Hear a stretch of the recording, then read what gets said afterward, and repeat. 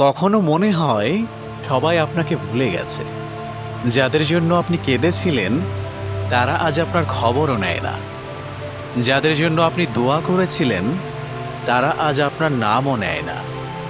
কিন্তু একটা কথা মনে রাখুন, আল্লাহ কখনো আপনাকে ভুলে যান না। আল্লাহ তাআলা পবিত্র কোরআনের সূরা কাফের ১৬ নম্বর আয়াতে বলেন, আমি মানুষকে সৃষ্টি করেছি, আর তার প্রবৃত্তি তাকে কি কুমন্ত্রণা দেয় তাও আমি জানি। আমি তার গলার শিরা থেকেও নিকটবর্তী। আপনি যখন কাঁদেন আপনার প্রতিটি অশ্রু আল্লাহ দেখেন।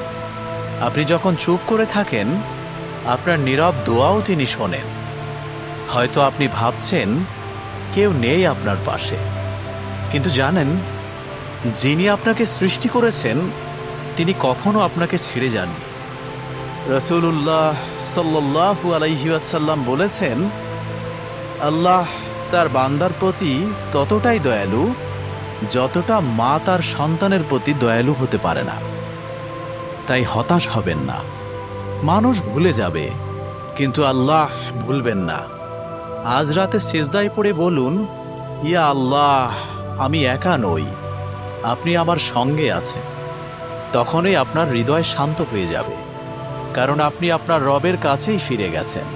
আপনি কি কখনো এমন মুহূর্ত অনুভব করেছেন যখন মনে হয়েছিল সবাই ভুলে গেছে কিন্তু আল্লাহ আপনাকে ছেড়ে যাননি?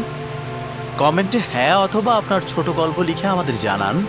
আপনার জীবনের গল্প অপরের জন্য অনুপ্রেরণা হতে পারে। ভিডিওটি ভালো লাগলে অন্যকে শেয়ার করার জন্য অনুরোধ করছি। ফি আমানিল্লাহ।